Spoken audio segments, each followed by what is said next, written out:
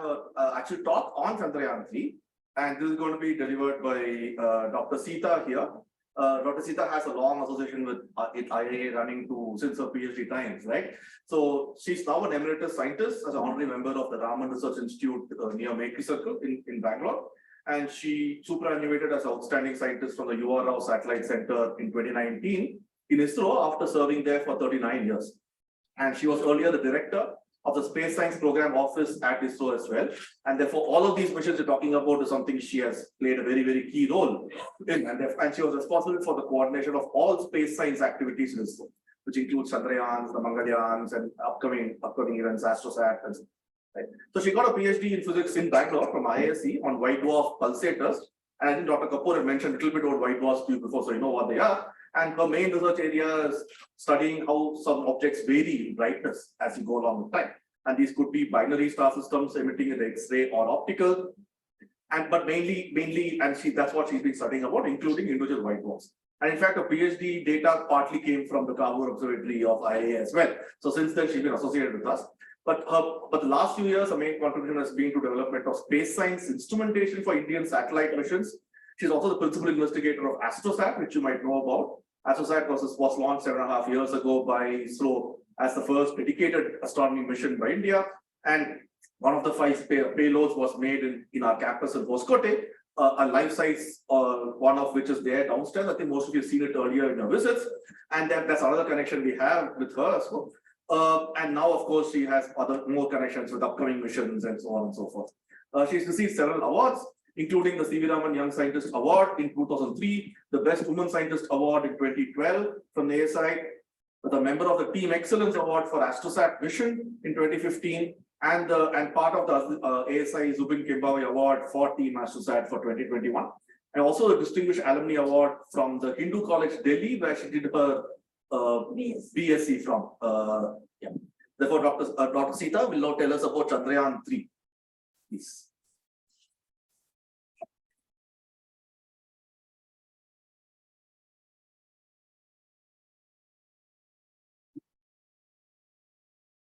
So, no, it's fairly low.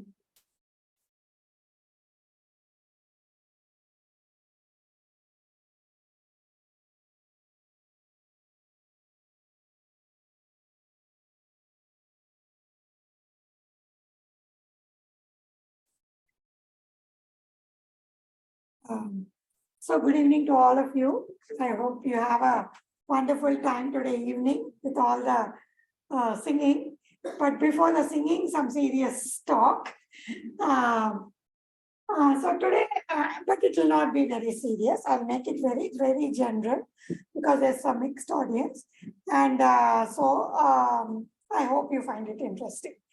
So today I'll be talking to you about the Chandrayaan-3, primarily about the science experiments which are going to go on the Chandrayaan-3 and what they are going to achieve on the lander and rover. So as you know, ISRO has launched several satellites for several applications like remote sensing, communications, navigation, etc., including space science, as I said, the Chandrayaan series, and of course the AstroSat and so on. But ISRO began its planetary exploration with Chandrayaan-1 in 2008. That was the first satellite dedicated for planetary exploration from India. And as you all know, the main and significant contribution from that was the confirmation of the presence of water, either in the form of hydroxyl in minerals or water under the surface of the moon. So that was the main contribution of Chandrayaan-1 result. This was followed by Mars Orbiter mission. You have all heard a lot about that. Was a mission which got the maximum publicity. So you would have heard about all the craters and the canyon, etc., studied with more. Chandrayaan-2 incidentally was launched in 2019 carried the lander and rover along with an orbiter. Unfortunately for us, the lander did not make a soft landing. But the orbiter is in orbit around the moon, and there are 8 experiments on the orbiter which are functioning well, and there are results which have come out, and you can see the publications. So the orbiter itself is for a detailed study of topography, minerals, and the identification of the minerals, and leading to an understanding of the origin and evolution of the moon. As I said, it has 8 payloads. It was launched in 2019. So Chandrayaan-3 will now be a follow-up mission to ensure a soft landing with this almost identical lander and rover. I am saying almost because there have been some improvements made on the previous lander technologically to make sure that the landing is safe landing this time. There are also a few payloads added.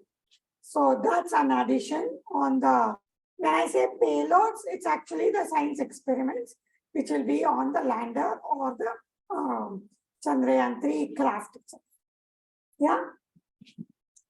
So the Chandrayaan-3 consists of what is called a propulsion module.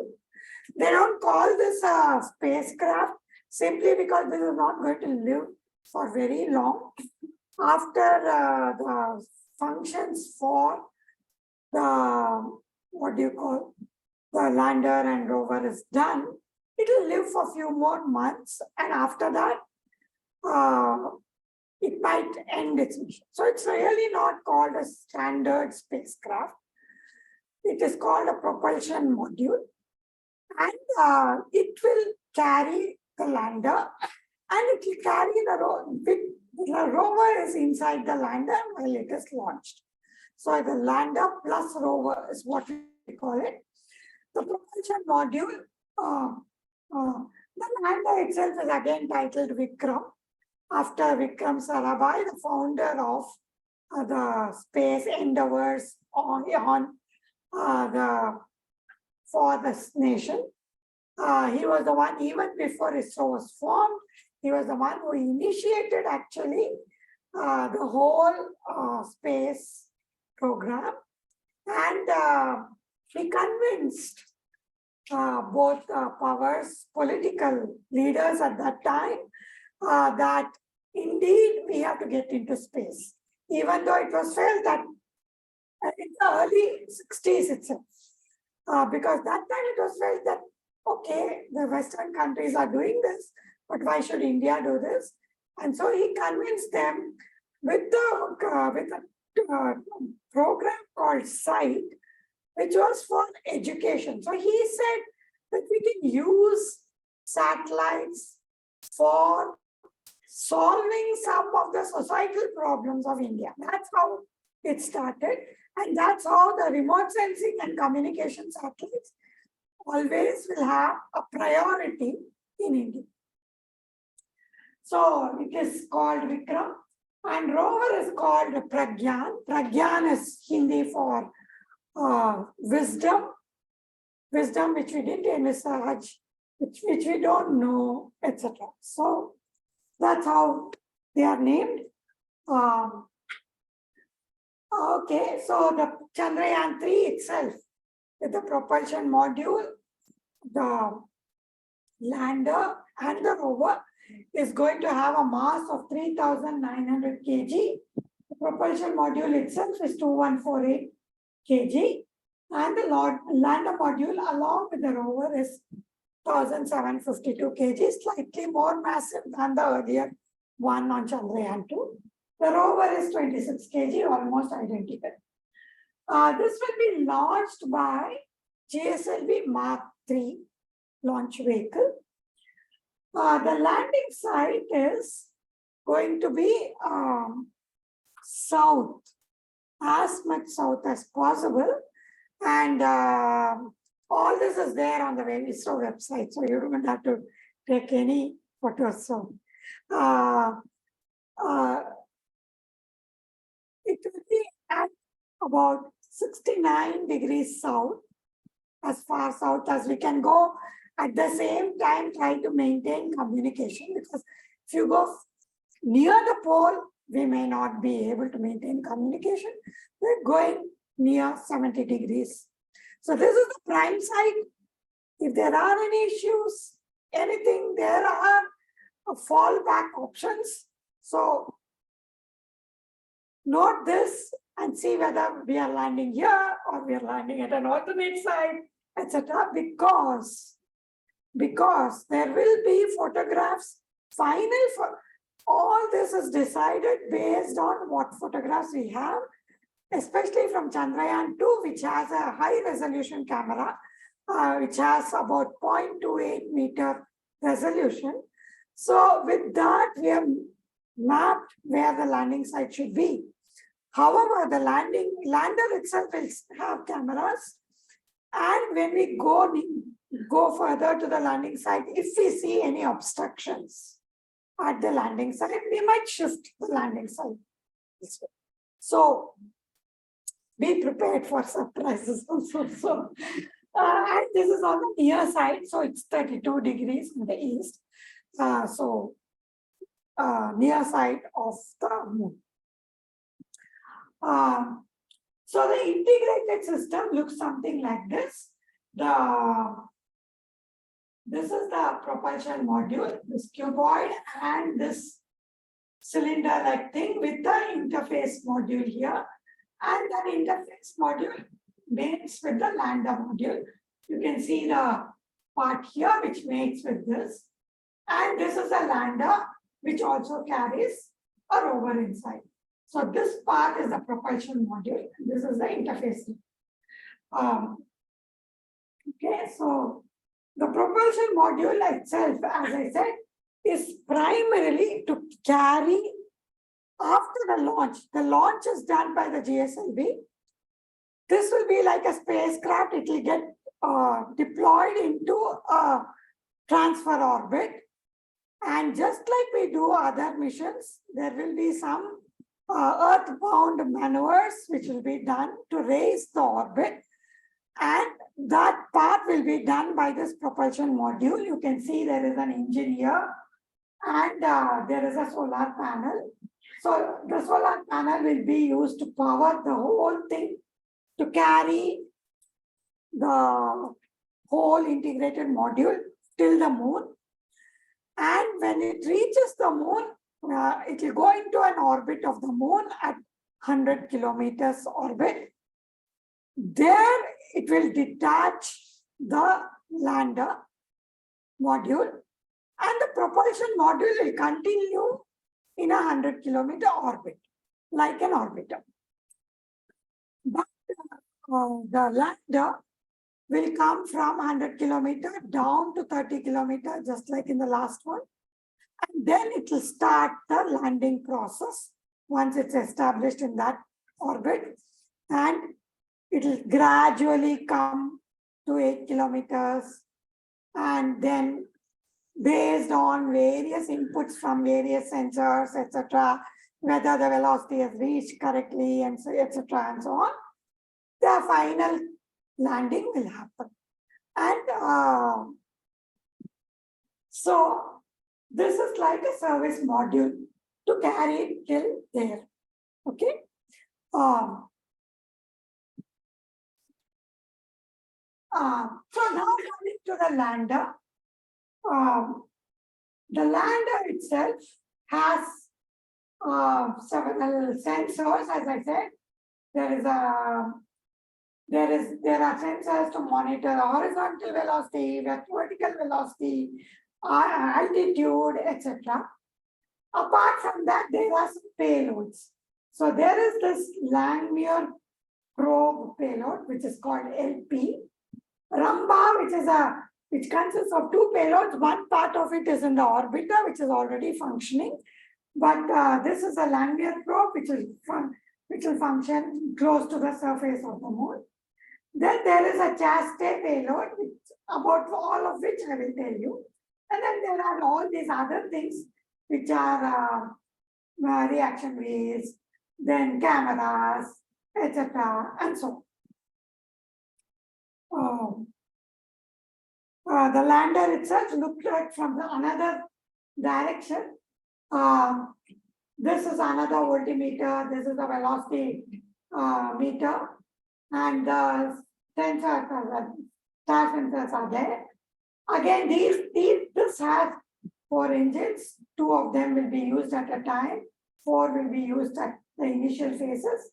Then these are the lander legs, and there is another payload called the ELSA payload. And as I said, if there is any hazard detected, then that will be avoided, and we will move to a next slide.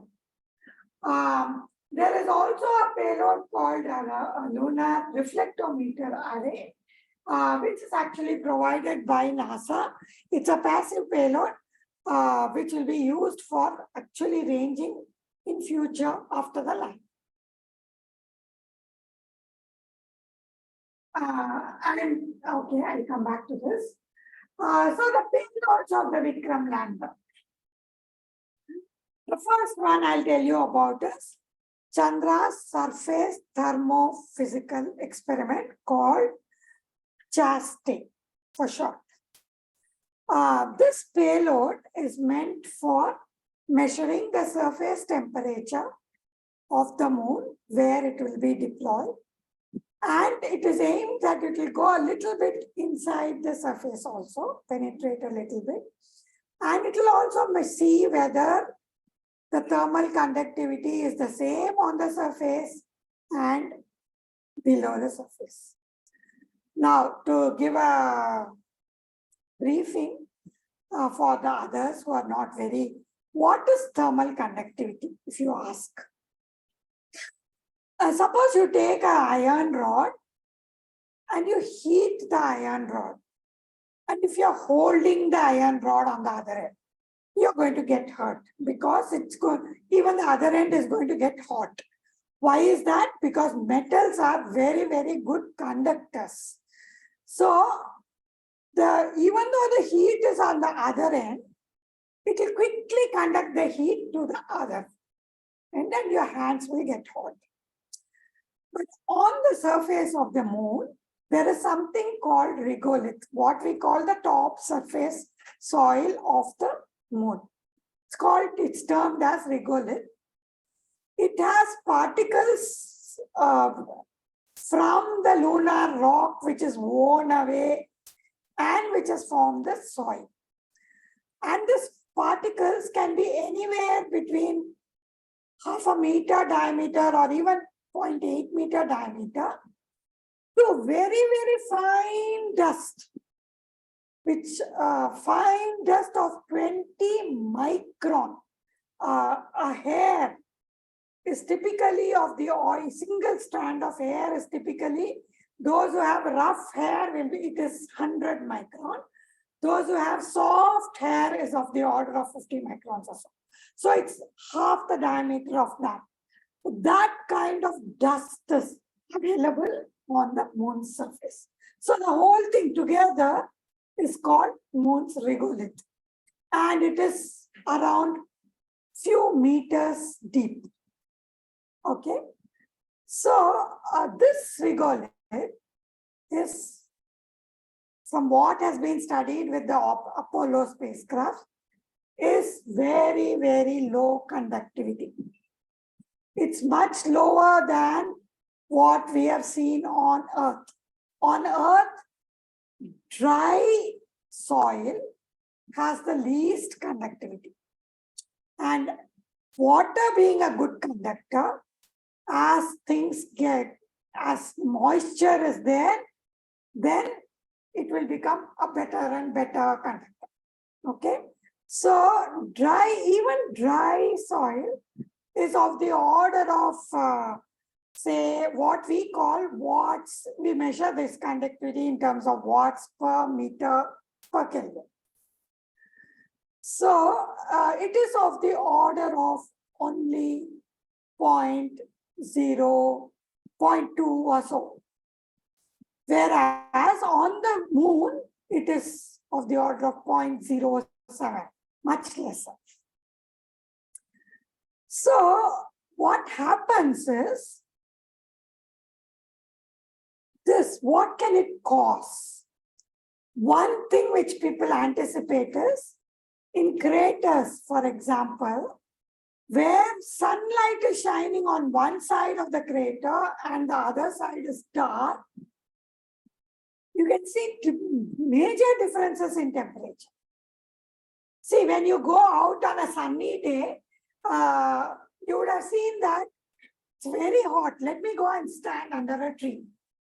And you do feel there is a temperature difference, right? You feel it of the order of 5 to 10 degrees difference, right? And so you feel even that temperature difference, you feel it's very, very cool. I would like to stand under a tree for some time. But here, the temperatures can be very, very different. It could be as high as few tens of degrees, maybe even to the extent of 100 degrees on the sun side. And on the cool side, it can be minus.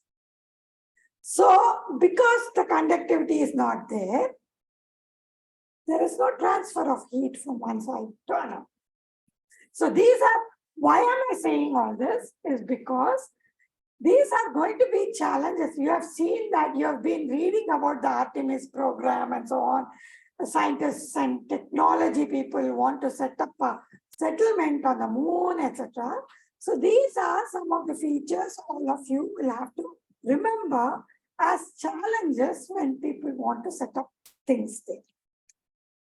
So coming back to Cheste, it is going to, it is mounted on a stand-like thing. This is what I'm telling you from Chandrayaan-2. It will go to the surface of the moon. It will measure. Then gradually it is expected to penetrate few centimeters. It will also probably have some capability to heat the local surroundings and see how quickly the heat is dissipated. So that's the aim, to measure the thermal conductivity of the surface and a little below the surface. Apollo sensors, to let you know, have measured almost up to 70 centimeters. But the point is, all the Apollo sensors have been in the near the equator and mid-latitude regions. Nothing has gone to the near the poles. So everything changes on the surface of the moon from place to place. So we need to see how good this is. Okay, then the next experiment is called the Instrument for Lunar Seismic Activity. On the Earth, you see earthquakes. Many of you would have experienced earthquakes, right? And human beings can actually feel the earthquake much before the shaking actually starts. You start feeling there's something uncomfortable, right? I mean, those who are coming from the hilly regions might feel it even more. So you know that there is something doesn't feel stable on the ground. And then it starts shaking. And then people run out of the houses and so on. And we often measure the earthquakes in the form of Richter scale. And we say anything beyond 5 is major, right? And 7, 8, etc. Because this is a logarithmic scale. So anything near 7, 8, etc. is dangerous. And there are some places which are really earthquake prone. There you have to protect the buildings. Even when you start the building, you have to make sure that they have stability and so on. Now on the moon, so most of the earthquakes are due to what we call plate tectonics, right? Some of these plates under the ground moving over each other. And these give out give out these waves called the P waves, and seismic waves is what we call them. And that spreads for quite a range depending on how much energy is emitted in the earthquake. Now, moon, does it have quakes? Etc. Was a thing known. Wow. What should be done? Should we study? Again, Apollo has placed seismometers on the surface of the moon. And moonquakes are known. But there are about a few thousand moonquakes detected so far. But most of them are very small. If at all you compare it with Richter scale, it's of the order of 3, etc. Very few going up to 5. But in the recent times, and many of these quakes are also very deep from the surface of the moon. But recently there have been something called shallow quakes detected, and these seem to be similar to earthquakes, at least in magnitude. But these are very, very less frequent. Over last 5 years or so, they have been very, maybe few tens. So you have to be you should be lucky to catch a quake. And you should be your instrument should be sensitive enough to catch the low energy quakes. So this instrument, by the way, all these instruments are developed indigenously in various centers of ISRO. This instrument is now going to detect movements. It will be again deployed and placed on the surface of the moon. It can detect nano G kind of movements. That is what its sensitivity is going to be. So what is G? G is acceleration due to gravity. Richter scale actually tells you the total energy kind of, it's like a magnitude scale. But this is like a movement. How much is the movement up and down? You can measure. On ground, for example, again, it is of the order of 0.01 G, etc. Whereas we are talking about a million times fainter or smaller in amplitude size of quakes. But as I said, we have to be lucky to catch quakes. Then the next payload is the radio anatomy of the moon ionosphere called Ramba. I told you there is one on the orbiter. That is an active thing which actually sends the X-band thing through the ionosphere of the moon, and it passes through the ionosphere of the Earth. It is received at the ground station, then analyzed what is its effect based on what was the signal which was emitted and how it is when it is received on the Earth. And based on that, or based on the type of signal which is received on the Earth, it is modeled to see what could be the ionosphere of the moon. Now, on the lander is a Langmuir probe. This is actually to measure. So what is there on the moon? Most of you would have read there's no atmosphere, right? So what am I talking about when I say ionosphere, etc.? Again, yes, for all practical purposes, there is no atmosphere on the moon. It's actually vacuum, very, very high vacuum, in fact.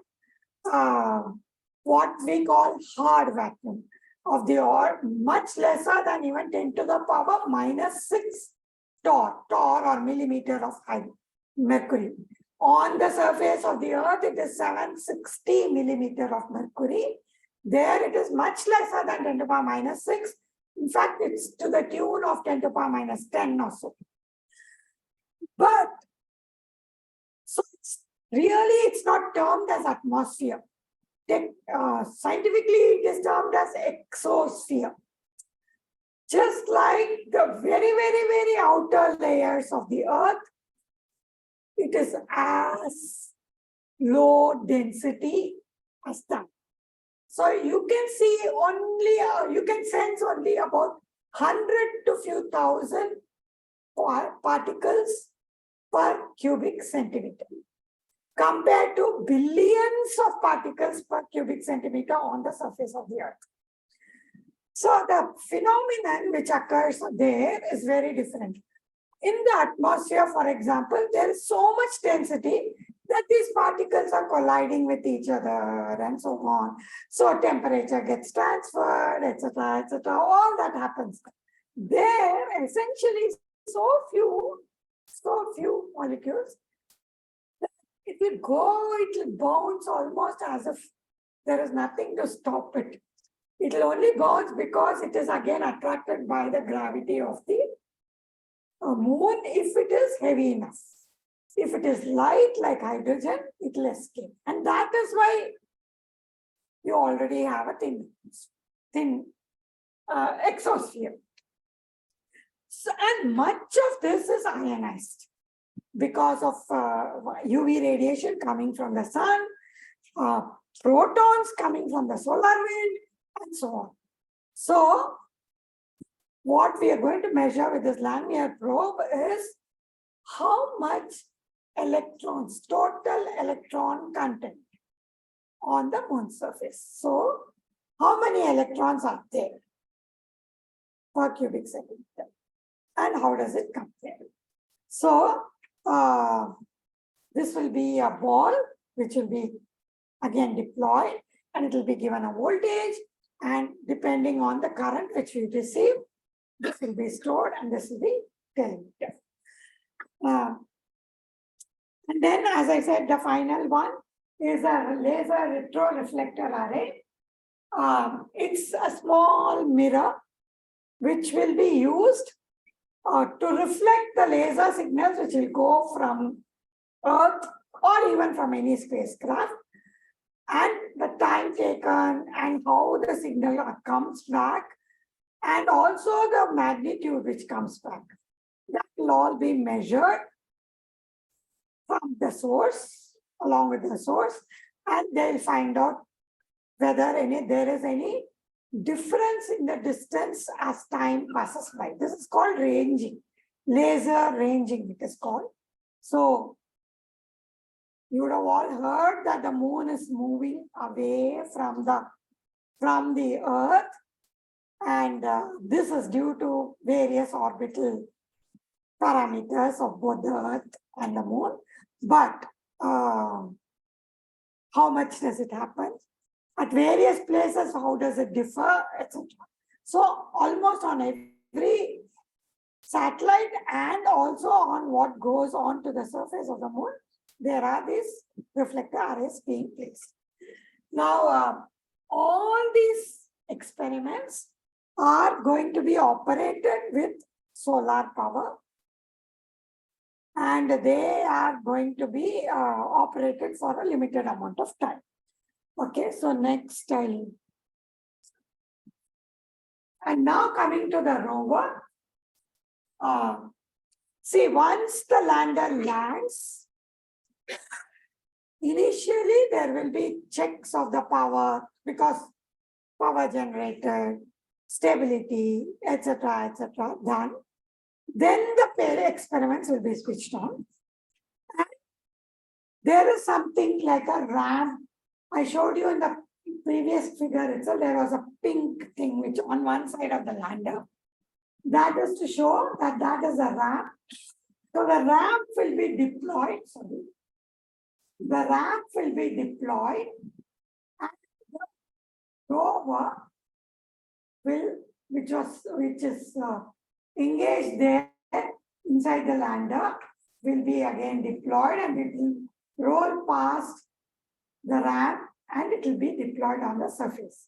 Once deployed on the surface, it will be commanded to move on the surface at specific spots. That path again, there is a plan which should follow a path, but they may always change the path depending on what data they get and so on and so forth. Okay, so this is a 6-wheeled rover, and it is also powered by solar power.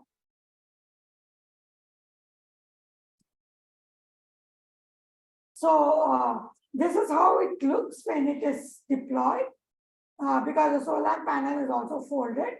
Then the solar panel will be put up, and on both sides there are solar cells to generate enough power. So the rover itself has several elements. I will not go into all those things. But there are 2 payloads which are there on this Pragyan rover.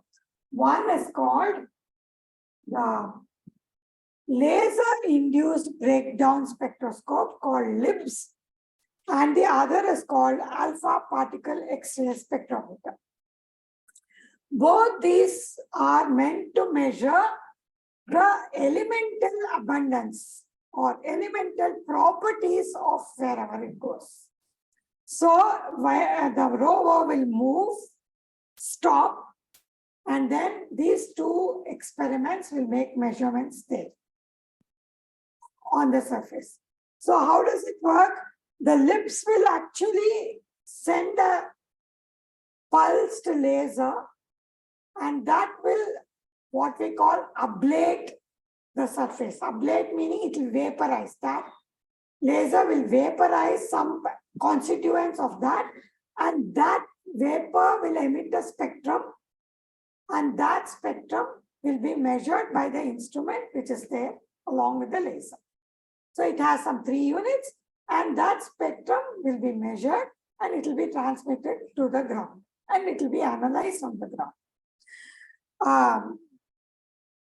So this can measure anything which can be vaporized, and so it will also measure some of the elements. It can also measure some of the compounds which are vaporized. So that is laser based. The second one is X-ray or particle based. Just like this, X-rays will impinge. There's a source which you are carrying. That source will impinge X-rays onto the surface, and the atoms will fluoresce. Fluoresce meaning one electron will be pushed out as a photoelectron due to the X-rays, and because of the vacancy there in that atom, another electron will fall into it. When it falls, it emits another characteristic X-rays is what we call. It's called a fluorescent X-ray. So that again will be studied by the instrument which is there on this APXS. A similar thing will happen with a proton, or not a proton, actually an alpha particle source. The same source emits both alpha particles and X-rays. Why we have both? Because alpha particle has much better sensitivity at lower energies. So it is in order to sense that part of the spectrum of say 1 or 2 keV or lesser, we have an alpha particle. And then there is one which is new, which is called the shape payload. It is on the propulsion module itself, and it is going to measure after the lander is deployed and landed. This payload will be operated from the propulsion module. Yeah. So it will view the Earth and it will view the Earth's atmosphere, study the spectrum and its polarization. Why is this? Is because they think, you see, now there are lots of planets, more than about 5,000 planets which have been discovered outside our solar system. Now Are there any planets which are habitable by other civilizations like our Earth? That's the big question now. So how do we find signatures of whether it is habitable? One is they see spectral signatures of oxygen, water vapor, etc., when they remotely sense the signal. So one aim is to study the Earth itself and see whether are there some unique features of a habitable planet. This is being done on the Earth, but if you do it from a distance of 4 lakh kilometers, is it any different? Do we see anything different? Is the aim of this. Okay, so that's the thing. So are we looking forward to this launch? So this is just to give you a sense of scale. These are human beings who are standing here, and this is the module which is going to go up. Yeah, so that's why I particularly put this picture. So these are the people who are working on this module, and this is the module for you to see. As I said, after the launcher itself will put it into the innermost orbit, and after the Earth-bound maneuvers, it will go to the outermost orbit, and then it will go beyond the Earth, still under the gravity of the Earth, but it will go to what is called lunar transfer trajectory. It will move towards the moon, and there again it will go into a highly elliptical orbit, and then it will be brought into a 100 kilometer by 100 kilometer lunar orbit, after which the lander will come inside to a 30 kilometer, 100 by 30 kilometer orbit. So all this is going to take after the launch. Don't expect that the next day you will see the lander there, etc., etc. It will take of the order of 1 week to 15 days, depending on how they go, depending on the day of launch, etc., etc. So we follow. I'm sure ISRO will keep giving everyday accounts of what is happening. So follow it after the launch. The launch itself is expected to be in the middle of July. Identified date is 13th, but anywhere during that week, because depending on the conditions at the launch site, it will be decided. So looking forward to this launch, and I hope we have a safe landing and we all enjoy the joy of actually landing on the moon and having some science results coming out of this.